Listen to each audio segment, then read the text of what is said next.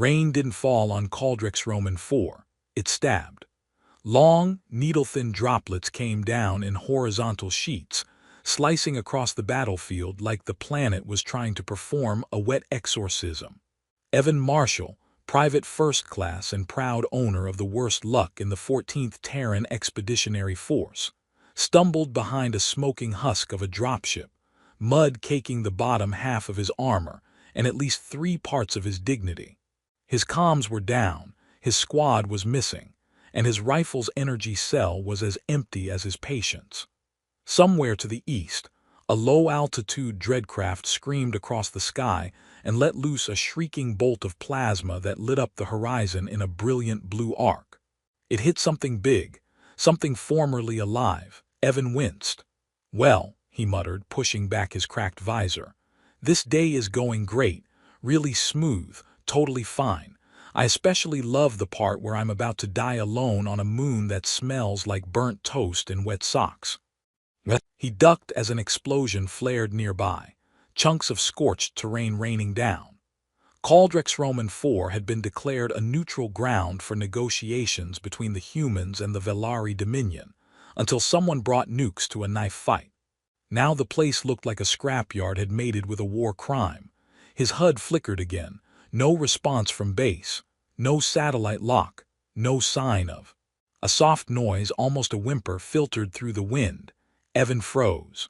He turned, raising the dead weight of his rifle more for comfort than utility. The sound came again, closer this time. Not mechanical, not like the mindless metal mechs the Velari sometimes used for shock troops. This was a voice. Pained, definitely not human. He edged toward the source, boots sinking in muck, and there, half buried beneath a collapsed drone walker, was a figure. She looked humanoid. Slender frame, bent awkwardly under twisted metal. Pale violet skin glistened wetly under the storm, her robes torn and stained. But what caught Evan's attention were her ears, long, arched, and lined with faint bioluminescent veins. They shimmered faintly in the gloom like circuitry under skin. She blinked up at him, her silver eyes barely open, lips moving silently. Her chest rose and fell in shallow gasps. One arm was twisted the wrong way. The other clutched a small device glowing faintly, probably a beacon or maybe a really fancy universal remote. Evan stared for a second too long. Then he remembered he was technically a soldier. Hey, you good?" She didn't answer, just gave him a look that somehow translated to, "Obviously not, you walking utility belt." "Right, dumb question, sorry." He dropped his rifle and knelt beside her. The metal pinning her down wasn't that heavy, but it was wedged at a bad angle. He gritted his teeth, found leverage, and heaved. The armor plates in his suit whined. His back made a sound suspiciously like bubble wrap. But the beam shifted and he managed to slide her free. She cried out and he froze again. "It's okay. I got you. You're gonna be fine," he lied. She said something in a language he didn't understand, fluid, melodic, with way too many syllables for someone who might be bleeding out. "I'm gonna assume that means thank you," he said, pulling out a med patch and slapping it onto her ribs. The patch immediately sizzled. "And I'm gonna ignore the fact that this stuff wasn't rated for silver blood. You're not gonna explode, right?" She coughed. Was that a laugh? Evan reached for his emergency evac transponder. Miraculously, it blinked green. Would you look at that? One thing finally works today." The woman murmured again. Her hand reached for his wrist, not to fight, not to pull away, just a touch. Her eyes met his and she said something softly. It sounded like a prayer or maybe a swear, probably both. Then she fainted. "Oh good," Evan muttered. "Of course you pass out. That's perfect. Now I get to carry you and explain this to command." He looked up at the war-torn sky, then down at the unconscious alien queen, though he had no way of knowing who she was yet, and sighed. "You owe me so many drinks for this. Intergalactic ones, with umbrellas." The evac drone whirred in the distance, its engines sputtering in the acidic air. He scooped her into his arms, gently, and started toward the beacon's coordinates. One footstep at a time, mud clung to his boots. A bolt of lightning split the sky in two. Somewhere the war still raged, but in that moment Evan's only mission was to keep walking. He didn't know her name. He didn't know her species' customs. He certainly didn't know that by saving her life, he just signed a cosmic marriage contract. All he knew was that he couldn't leave someone behind, even if she had ears like a satellite dish and bled like a lava lamp. And besides, he figured, what's the worst that could happen? The drone swooped lower, bathing them in a golden glow. Famous last words. Evan woke to the smell of something spicy and the distinct, horrifying realization that he wasn't in a field hospital or anywhere remotely human. He sat up too fast and smacked his head on something curved and glowing. The ceiling adjusted its shape with a polite chime and a ripple of light. Evan blinked and looked around. The room was a seamless blend of silver and blue, with surfaces that shifted colors when he stared at them too long. There were no doors, only softly pulsing arches. The air smelled like ozone and cinnamon toast. "Okay," he muttered, rubbing his forehead. "Either I've been abducted or the army seriously upgraded the infirmary budget." A round, floating orb zipped toward him, chirping in a cheerful tone that immediately filled him with dread. "Greetings, consort subject." It chirped. "Please do not attempt escape. Your biome has been stabilized, your garments replaced, and your nutritional schedule calibrated for optimal reproductive efficiency." Evan froze. Wait, what? The orb projected a hologram. It showed him slumped over a glowing cot, still in his armor, while several robed figures surrounded him, chanting and waving what looked like floating fidget spinners. Another clip showed him being cleaned by something with 12 arms and too much enthusiasm. "Whoa, stop. Rewind. What do you mean reproductive?" A soft tone interrupted him. One of the arches dissolved, and in walked the alien woman he'd rescued. Only now she wasn't bleeding or covered in soot. She wore an elegant robe of fluid light, her long ears swept back like silver blades, her silver eyes sharp and unsettlingly focused. Two guards trailed behind her, both taller than Evan and shaped like they could tear a tank in half just by looking at it funny. "Human Evan Marshall," she said in a voice that somehow sounded both royal and deeply amused. "You are awake." He stared. "You remember me?" "I do." She approached and the guards fell into a low bow. "You saved my life on Caldrix Roman 4. You carried me from the ruins. You bound your fate to mine." "Right," Evan said, raising a finger. "So, funny story about that whole bound fates thing. See, on my planet, saving someone doesn't usually come with strings." "On my planet," she replied calmly, "saving the monarch invokes the right of Gerald, a sacred law older than my bloodline." "Cool, cool, cool, cool." Evan nodded slowly. "And what exactly does this right entail?" She tilted her head. "You are now my chosen mate." There was a beat of silence. Evan blinked twice. "Come again." "You are my life-bonded consort. We are joined." Evan opened his mouth, closed it, then opened it again. "Lady, I was just trying to do a good deed. You know, help a wounded stranger avoid a war crime charge. This whole consort thing, bit above my pay grade." Elysra smiled. "And yet fate does not consult pay grades." "Oh, it absolutely should." The orb reappeared, now holding a tray of bright pink cubes. "Celebratory bonding nutrients." Evan waved it off like it was offering a contract for organ donation. "I don't eat anything that glows on its own." Elysra sat down across from him, somehow elegant even when perched on a floating platform shaped like a sideways hourglass. "The right cannot be undone, Evan. Velari law is clear. You saved my life. The bond is sealed." "Okay, hypothetically," Evan said, raising both hands. "What happens if I say, respectfully decline being space married to a woman I've known for 10 minutes? The two guards shifted. Elysra gave a small shrug. "Traditionally, that would cause a planetary scandal, trigger 3 civil disputes, and possibly restart the war." Evan considered that, so not ideal. "Not ideal." He sighed, dragging a hand down his face. "Is there at least a pamphlet or something? a guide to being suddenly royalty adjacent. You'll receive an orientation. Is there coffee? Elysra blinked. What is coffee?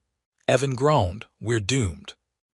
3 hours later, he found himself dressed in something that could only be described as a diplomatic bathrobe made of star silk, walking down a corridor with moving walls and a hovering etiquette bot that corrected his posture every 5 seconds.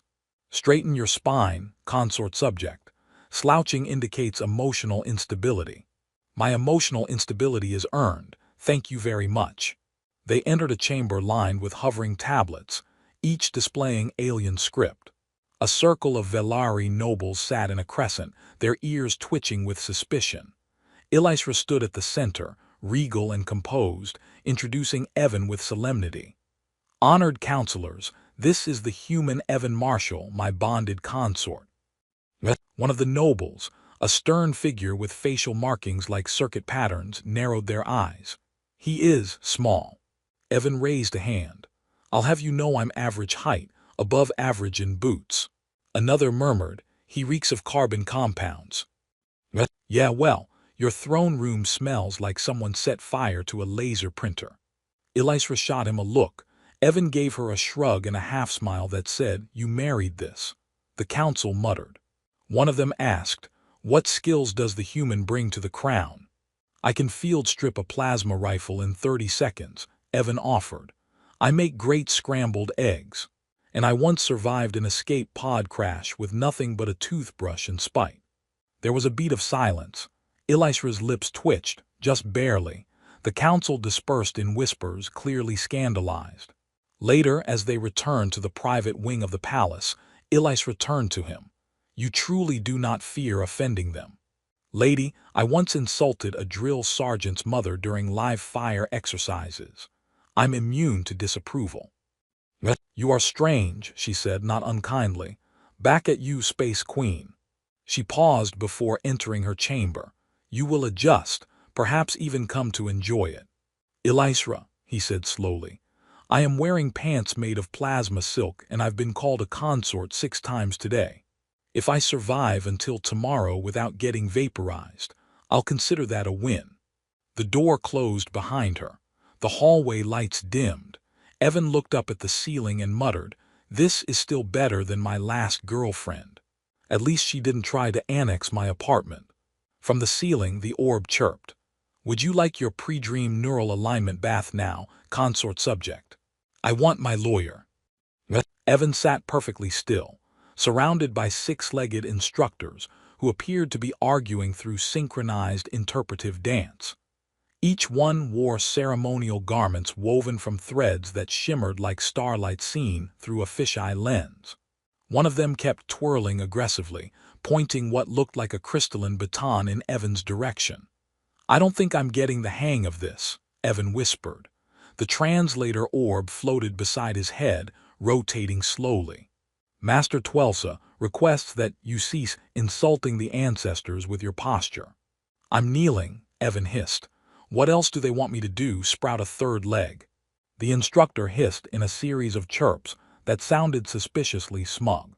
That was a joke, Evan added, sitting up straighter. Please inform Master Twelsa that I do not, in fact, have a third leg, and no, I'm not willing to grow one. The orb chirped, translated, and then hovered in silence. The dance instructors formed a circle and began spinning in alternating directions, each step activating a ring of glowing floor panels. Evan copied them with the grace of a deer trying to escape a trampoline. At one point, he tripped over a floating musical instrument and somehow triggered a royal funeral hymn by accident. Just so we're clear, he muttered, winded, humans don't have joints in those directions. The orb blinked red. Queen Elysra has requested your presence at midday cycle. Please complete your ritual etiquette course without further dishonoring planetary tradition. Dishonoring tradition? I'm just trying not to pull a hamstring. One of the instructors barked at him in a language that sounded like a xylophone falling down a flight of stairs. Evan bowed, mostly to hide his groan, and limped off toward the exit arch. The moment he passed through, The hall reformed behind him like liquid chrome snapping into place. Two attendants followed him, one carrying a tray of blue cubes, the other holding a strange headpiece that looked like a brainwave crown designed by someone who had only seen Earth tech through a kaleidoscope. "What's that?" Evan asked, pointing to the crown. "It is the neural synergy circlet of emotional concordance," the first attendant said solemnly. "Oh," Evan said, "that clears it right up." They placed it on his head. It beeped once, then again, then made a noise like a sad trombone. "Warning," said the circlet. "Emotional discord detected. Host registering elevated sarcasm levels." "Get used to it," Evan replied. The orb drifted down the corridor, guiding him toward the royal chambers. Along the way, holographic displays bloomed to life along the walls, each one depicting strange scenes. Fleets of crystalline ships hovering over nebulae, abstract sculptures of past Velari monarchs, and something that looked suspiciously like a diagram for interspecies reproductive biology. Evan looked away quickly. Elisra awaited him in a chamber filled with floating scrolls and projection shards. Her expression, as usual, hovered somewhere between amused and dangerously unreadable. "You missed your diplomacy module," she said. "I was busy being emotionally discordant." She raised one elegant brow. The circlet broke itself trying to process my sense of humor. "I think I owe it an apology, or therapy." She gestured to a seat that levitated to match his height. "Sit, we have much to discuss." Evan sat. The chair conformed around him with the unsettling enthusiasm of a friendly jellyfish. "So," he said, "what cosmic misunderstanding am I stepping in today?" "Tomorrow begins the ceremonial affirmation of the bond," she said. "Sounds romantic. It involves the consumption of 12 sacred elixirs, a symbolic hunt through the Hall of Echoes, and a telepathic memory merge witnessed by the high scribes. I take it dinner and a movie wasn't an option." Elisra smiled faintly. "The elixirs may cause hallucinations. You will be guided." "Will I be guided back?" "Uncertain." The floating orb pinged. "Reminder, hallucinations are temporary. Royal embarrassment is permanent." Evan leaned back. "Look, Elisra, I'm trying, okay? Really.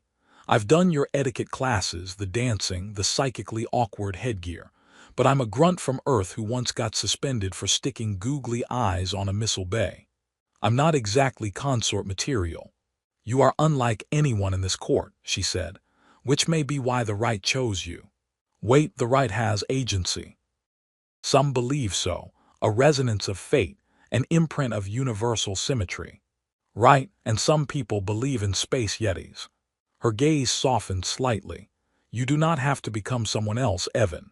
I chose you because of what you are, not what tradition demands you become." That's oddly comforting, coming from someone who nearly exploded when I offered her a handshake. She stood. "Come, there is something you must see." They stepped into a chamber that opened like the petals of a metal flower. A star map unfolded above them, flickering with ancient trade routes and species alliances. At its center pulsed a node marked in violet light, Velaris Prime. All around it were shifting clusters of red. "The accord is weakening," she said. "Old enemies test our boundaries. The announcement of our bond was controversial. I noticed. One of the waiters tried to stab me with a bread knife." "The bread knives are ceremonial." It was still sharp. She tilted her head. "They fear change. They fear what you represent." "Which is?" "Connection between worlds, between truths." Evan frowned. "I thought I was just a soldier with bad timing." "No, you are variable." He turned to her. "That sounds dangerously close to math." "You disrupt what is static," she said. "That makes you powerful." He looked back at the star map. A comet drifted slowly across one of the quadrants, pulsing with artificial signal threads. "I don't want power. I want a coffee machine that doesn't try to read my dreams." "Compromise, I will have one installed." He stared. "Wait. Seriously?" "You saved my life," she said, tone quiet. "The least I can do is provide acceptable caffeine." He snorted. "Fine, I'll take it, but only if it comes with a sarcasm filter. No filter would survive you. The orb chimed again. Consort subject is due for neural harmony meditation in 7 cycles. Evan sighed. If I agree to do this bonding ceremony thing, do I at least get a break from the etiquette dances? Elisra considered. Temporarily. Deal. They stood in silence for a moment, stars swirling above them, enemies beyond the system closing in, and an ancient rite about to change both their lives forever. Evan cleared his throat. Just tell me there won't be any more elixirs that taste like burnt soap and sadness. No promises. Of course not. Evan stood very still in the middle of the anti-gravity chamber, arms out, ceremonial armor hovering in pieces around him like he'd walked into the middle of a particularly aggressive magnetic wind tunnel. Okay, he said, but you're sure this thing isn't going to clamp shut around my organs, right? The tailoring drone beeped. Only if you fidget again. I'm not fidgeting, I'm strategically adjusting. There's a difference. The armor snapped around his chest with a decisive thunk. He winced. Okay, that one pinched. The orb buzzed into the chamber. Ceremonial outfit assembly complete. Congratulations, consort subject. You now resemble a noble of moderately intimidating status. Thanks, that's what I was going for. Somewhere between royal and reluctant hostage. Elisra's voice came through the calm crystal embedded in his collar. Are you prepared? That depends. Does prepared mean emotionally, mentally, or physically? Yes. Then no. The orb pulsed. Ceremony begins in 37 ticks. Evan rolled his shoulders. The armor whirred and adjusted to match his skeletal structure, which was considerate and also slightly unnerving. Do I get to know what we're doing in this ceremony, or is this another one of those surprise spiritual fusions like last week's banquet? You will walk the path of harmonies, Elisra said. Symbolically, it represents our union bridging 2 worlds. Literally, it is a series of gravity-defying platforms, shifting illusions, and sacred spirit trials, followed by a shared consumption of the echo elixir. That sounds like a rave held in a physics lab. The comparison is not inaccurate. Evan stepped out into the corridor. 2 ceremonial guards nodded to him, then proceeded to chant something in Velari that sounded like a poem or possibly a menu. He still wasn't sure. As they walked toward the grand atrium, holographic glyphs lit up under his feet, scanning his vitals, emotional state, and recent caffeine intake. The last one flashed red. I told you, he muttered. That was a very small espresso. The doors to the atrium parted like the opening of a cosmic vault. Thousands of attendees filled the space, Velari nobles, diplomats from outer systems, and a few brave human representatives who looked deeply unsure of their cultural competence. Floating symphonies pulsed gentle harmonics through the chamber, tuning themselves to the crowd's emotional frequency. At the center of it all stood Elisra, radiant in crystalline robes that shimmered with embedded memory threads. Her expression was calm, but her eyes met his with something warmer than ceremony. Hi, Evan whispered when he reached her side. So, big crowd. Tradition demands visibility. I feel very visible, exceptionally visible. The high scribe floated down from above, flanked by twin AI oracles. Its voice boomed. The union rite begins. Let the path of harmonies reveal itself. The floor beneath Evan and Elisra dissolved into a sequence of glowing platforms, arranged in a spiraling pattern through midair. Each one hovered independently, shifting every few seconds. Evan looked at Elisra. You didn't say it was going to move. She extended a hand. Trust the path and me. He took her hand. Just so we're clear, I'm not afraid of heights. I'm afraid of falling from them. They stepped forward together, the first platform locking in place beneath them. The crowd hushed. A projection of interwoven memories bloomed around them, his from Earth, hers from Velaris. His old Earth apartment flickered beside her royal childhood garden. His boot camp montage played next to her coronation. Wow, Evan said. My montage has more cursing. They advanced platform by platform. At each stop, the path tested them. One segment dissolved into mist, requiring perfect sync to reform. Another echoed their fears back at them, magnified by neural resonance. Evan saw flashes of himself failing, letting others down, being swallowed by alien wars. Elisra's fears were quieter. Abandonment, the weight of 1,000 expectations, a future she couldn't control. When the illusions faded, they remained standing. The final platform held a pedestal. On it, 2 crystal goblets shimmered with echo elixir, an iridescent liquid that, according to legend, unlocked shared understanding through chemical empathy. Or, as Evan described it, emotional truth serum with a bad aftertaste. They each lifted a goblet. Elisra's voice was soft. With this, we share what is unspoken. Evan raised his. To weird beginnings, sudden marriages, and trying not to trip on floating glass tiles. They drank. The elixir hit like a memory exploding inside his chest. In an instant, Evan felt her thoughts, her loneliness during coronation, her certainty when she'd seen him bleeding and ridiculous and determined to save her. She felt his confusion, his loyalty, the part of him that kept showing up even when he didn't have to. They stood there, locked in silent clarity, 2 minds brushing against each other like twin comets. Then the moment passed. The crowd erupted in harmonic tones. A fireworks display launched from invisible drones, creating patterns in the air that resembled entangled DNA and 2 stars orbiting each other. Back in the private chamber, Evan collapsed onto a hovering couch that sighed when it caught him. That was a lot. You handled it well. I didn't vomit or cry. I consider that a personal best. She sat beside him. The rite is complete. You are now officially my bonded consort, by sacred law and galactic charter. And how long does this bonded thing last? Until one of us is reduced to stardust. He pointed at her. You really need to lead with that sort of thing. A knock at the chamber arch interrupted them. A royal guard entered, grim-faced. Your Majesties, he said, a coded transmission from the outer fractals. The Thronekeeper faction has mobilized. They've declared the rite invalid. They demand dissolution of the bond and have summoned warships. Evan closed his eyes. Of course they have. Elisra stood, spine straight, eyes flaring. Prepare the defense fleet. No one breaks a bond forged under the rite. The guard bowed and vanished. Evan rubbed his temples. We couldn't have gotten through 1 honeymoon cycle before someone tried to start a war. She turned toward him. Still want that coffee machine? I want a coffee machine, a flamethrower, and a therapist, he said. Not necessarily in that order.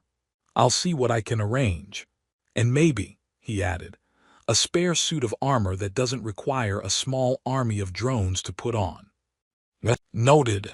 They stood together again, newly bound, barely adjusted, and already staring down an impending interstellar conflict. Evan looked at her, sighed, and muttered, I miss Tuesdays. Tuesdays were boring.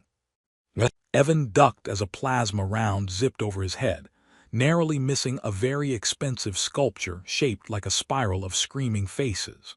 The royal hallway vibrated with the distant rumble of ship cannons. Somewhere above the palace dome, the Thronekeeper fleet was trying its absolute best to ruin everyone's afternoon. This is officially the worst honeymoon in the galaxy, he said, firing a stun pulse around the corner. The guard beside him, Commander Vexel, didn't even blink. We predicted a 38% chance of immediate armed rebellion. You're doing quite well. Great, what happens at 39%? Do I get a plaque? Plaques are reserved for bloodline heirs or martyrs. Cool, let's shoot for air then. Behind them, Elisra emerged in full battle regalia, her neural helm pulsing with command signals. Fleet command confirms. The Thronekeeper dreadnought has breached the outer defense ring. Their envoy demands immediate annulment of the rite and surrender of the off-world anomaly. Evan peeked over the barricade. Tell them the anomaly is currently busy saving your royal butt. Maybe later. Elisra joined him, hand on his shoulder. They want war, we give them a choice. Do we also give them snacks? Because I feel like diplomacy goes better with snacks. Focus. The plan was simple in theory. Evan, with his suspiciously creative combat history and human unpredictability, would pilot a stealth rig directly into the dreadnought's rear array. The ship was ancient, armed to the teeth, and powered by a core built before half the known universe learned what regulation meant. "Let me guess," Evan said, buckling into the rig cockpit. "No one's ever done this before." "Correct," Elisra replied, adjusting the stabilizers. "And most simulations predict failure." "Good, I'm excellent at exceeding low expectations." She leaned in, her voice lower. "I never intended to bond with anyone. You were a decision I did not expect, and yet you've changed everything." "Same," he said. "I came here with a medkit and sarcasm. Now I'm piloting a one-man coffin to stop a rebellion I accidentally started by being polite." She smiled faintly. "Make it back, and I'll let you insult my court in public." "Deal, and if I die, avenge me dramatically." "Only the most dramatic." The rig launched from the underbay with a sound like a hyperspace hiccup. Evan gripped the controls, guided by Velari AI and his own highly questionable instincts. As he drifted into the dreadnought's shadow, alarms pinged across every system. "Hello, big scary ship," he muttered. "Let's do something stupid." Evasion routines kicked in. Automated turrets missed him by centimeters. He inverted through an auxiliary trench, skimmed the core shielding, and jammed the override spike into the power relay before the ship's defenses realized he wasn't part of the furniture. The rig spun as explosions rocked the interior. Through the viewport, he saw the dreadnought power down segment by segment until it drifted dead and useless in space like a beached whale. His comm crackled. "This is Velaris command. Target neutralized. Repeat, anomaly has neutralized dreadnought." He keyed his mic. "Please stop calling me that. I have a name, and a weirdly official title now." When the retrieval ship docked, he stumbled out half-conscious, armor scorched, and hair doing a thing he would later insist was heroically tousled. Elisra was waiting. She ignored protocol, ran to him, and kissed him right in front of two stunned scribes and a sanitation droid. "You did it," she whispered. He coughed. "Told you, I'm great under fire. Just never let me near your kitchen." Later, the throne hall convened for an emergency conclave. The thronekeeper leader, now somewhat more humble without a dreadnought to his name, stood before the court in bindings. "You chose a human," he spat. "You undermined centuries of purity." Elisra looked down at him. "I chose someone who bleeds, who doubts, who questions, who acts when tradition stalls. Someone who understands that bonds are earned, not demanded." Evan leaned forward. "Also, I make excellent scrambled eggs, just saying." The hall stirred with amused murmurs. A new charter was drafted. The right of Gerald remained intact, but revised to reflect shared governance with off-world partners. Evan's suggestion of calling it the "no one gets vaporized" clause was narrowly voted down. In the weeks that followed, Evan adjusted, mostly.